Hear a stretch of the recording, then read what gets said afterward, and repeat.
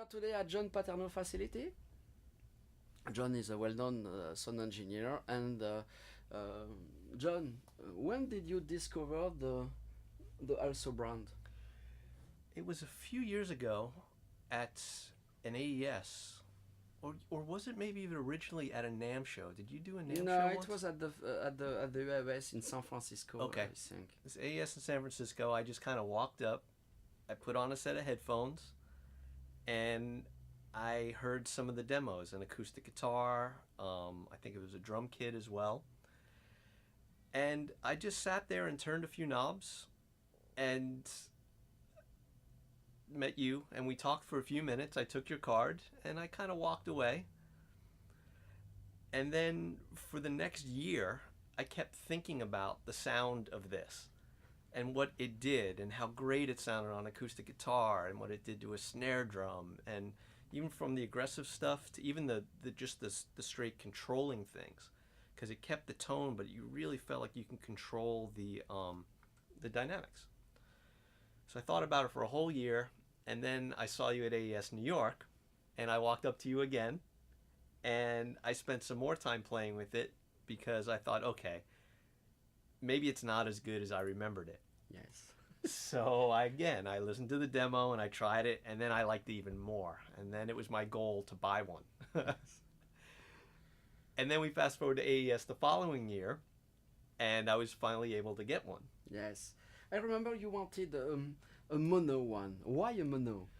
Because for most of my applications, or how I thought I was going to use it at the time, I just thought I needed one channel. I didn't think I needed two channels. And in the end, it's turned out to be a great thing that there wasn't a mono one available, because I've used this thing on the stereo bus a lot as a stereo bus compressor. I've used it in mastering applications where I just needed a little something, limiting wise, and it's the right thing. And sometimes you don't even have to hit it very hard. You just hit it very lightly, and it does this great thing to the tone. And so had I had a mono version, I would never have been able to use it in all those other applications. So thank you. So it was a good idea It was to a change. good thing, yes. But I made you think then for a while, because you Yes, thought about in it for a fact, while. we have even made a special card version for you. And I say, when I set it, I say, no, it needs stereo. Yes. Yeah, no, you were right. You were right. And, one of the things I really like about the unit is the speed of the attack and the release. Yes. I really like being able to control, especially having the release the way it is, because when you get into the heavy compression modes, like especially anti-dyna, it's great to have it hit really fast and then release really fast, because it still has a funny way of keeping the tone of like a drum, but it just sounds like it's gone into a room from being into a small room to being into a giant room. And it's like somebody opening a door really quick and shutting it. Yes. And I love it. I love it for that. And then also having the high pass filtering on the detector is great, because sometimes when you do have a lot of low end on something, like a bass, it allows you a lot more control without it just completely getting eaten up in compression right away. So I've found that to be super useful as well when I use it on bass guitar. And the other great thing about the way I work is I like to re-record things. So if I have a sound in Pro Tools that I like, but I want to improve upon it, instead of using a plug-in, sometimes I'll go to my outboard gear, get a sound, and instead of having it on an insert and using up the piece of gear, I will I'll just re-record it. I'll get a sound I like and record it back in, and then use that sound as my basis in the mix. So then it frees up the compressor for other things, and that's been really, really handy, really useful. And what do you think about the transparency? I don't say that the machine not make something on the not change the shape, But what do you think about transparency of the machine? I think it's really musical. I think that's the first thing. I think it's very, very musical. And um, transparency wise, you can get it to that place where you're not sure if it's on there or not sometimes, um, especially in the compressor mode. I mean, I found that I can, like I said, lightly hitting it, you feel like you're controlling something, but you're not really imparting too much character on it if you don't want to. So, like on acoustic guitar, sometimes you can get a really nice, delicate acoustic guitar sound, and you just need a little bit more control in the mix once you get everything in place. And I found that with the Dynax, I'm able to get that kind of control, but I'm not sacrificing the tone at the same time. So that's been a great thing. Okay. Can you tell me about the way you are working now? Um, Mixing in the box, mixing in the with the dot ball. Do you insert analog machine inside using the converters? How do you work now? Yes, I that's exactly what I do. I do a kind of a hybrid approach. I really like using analog gear on my stereo bus chain, especially. Um, it seems that it just always adds a little bit more dimension, a little more size than just keeping it strictly in Pro Tools. And so, like the Dynax, if I choose to use it on the stereo bus on a mix, then that's what happens. I assign it to a hardware insert, a stereo insert, and it ends up on there. And so yeah, so that would be an application where it stays on all the time during the mix. And You say that sometimes you set up the machines on the bus and mix make change on all the tracks with this switch on. I always leave it in. Yeah. Okay. Yeah, I'm one of those people who always, I don't wait till the last minute to put something on, because it always changes the sound, and it's always going to change the relationship of everything. So I like mixing through it, so I know exactly when I start changing things, I'm hearing it through that whole signal chain. There's nothing worse than, at least for me, getting a mix together and then slapping something on at the end and then having to rebalance the whole thing because all my relationships have changed. And it's no fun. Yes, no fun, but this is the job that generally people from mastering does. Right, right. Because they can't do. Yeah, yeah. Well, when I get records to master, then that's a whole other process. I mean, you listen to the mix, and at least for me, when I master things for people, I'm trying to preserve the integrity of what they've done. I don't want to impart too much of a thumbprint on it. I don't want to, unless I really feel it needs it. But most of the time, at that point, people are happy with their mix. They're happy with the way it feels. So you just want to preserve that. And but so that would be an occasion where I would maybe put the Dynax across my mastering bus, and then switch it in and out of the circuit to see if it's helping me get something better or not. When in the mixing process, though, I'll try that out very early on in the mix. Once I get a general idea of how the mix is going, then I'll try out a few different stereo bus compressors and see which one I think works best for my application. Yes, for sure, yes.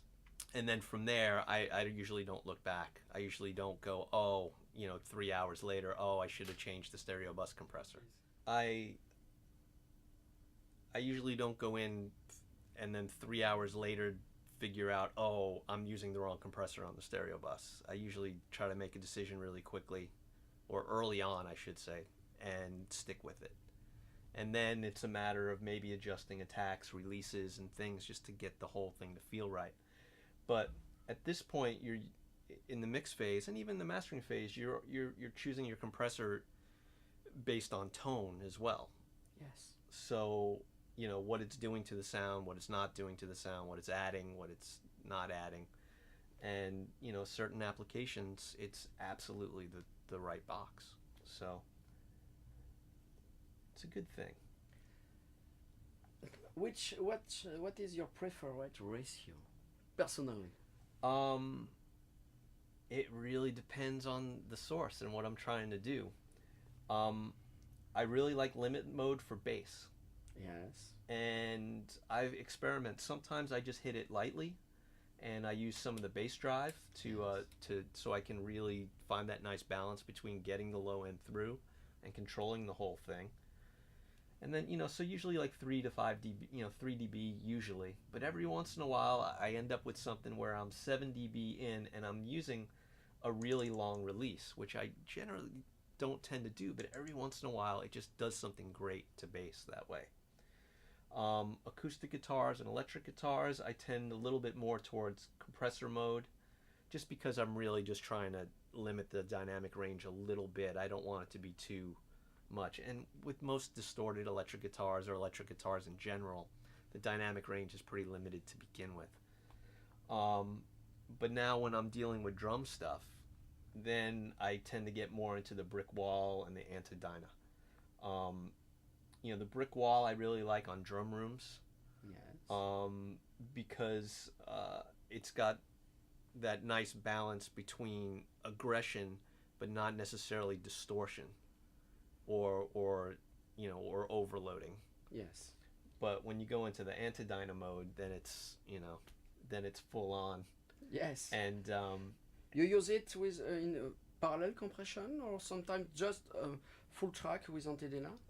Usually parallel compression. This might be one of those things where if there are good room mics, maybe I'll take the room mics, record them through the Dynax, plug them back, and basically blend them in parallel.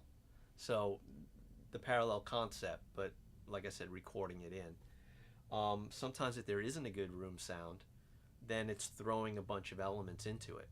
Maybe the overheads, maybe the toms even, and create a room track, and again, blend it in underneath the existing things. Okay. So it's good to draw those kinds of elements out.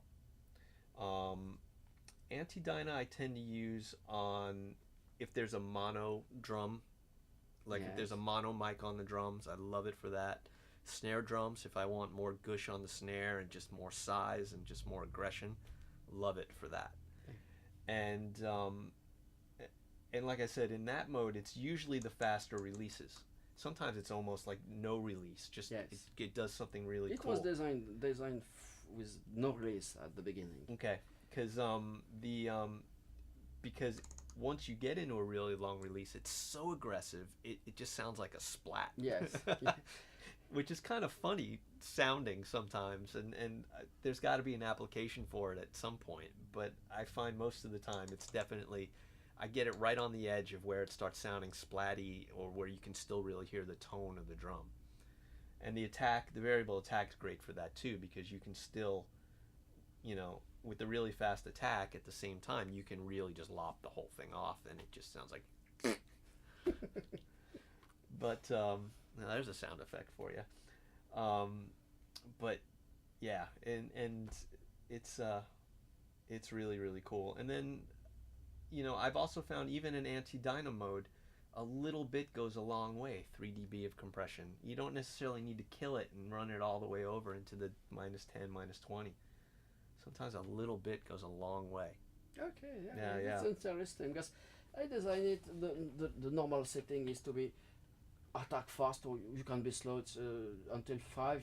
Generally, it's okay. Mm-hmm. Release at 1, and compression at quite the maximum. I say when the needle is exploring the wall meter, and I discovered that people often use it for the first dB. I was thinking it was using it as a brick wall, but it is not the case when listening. This is very interesting because at the beginning I wanted to, when you switch to anti-dyna, it switch automatically fast attack, fast release, and maximum of compression. So So it's interesting to hear about it. Well, I'm glad you didn't do that actually, because I like being able to vary the compression and being able to have that kind of control. I mean, that's the other great thing about this box is that it allows you a lot of control. Yes, it was designed for. And because of that, it's not like this one trick pony kind of thing. It doesn't do just one thing.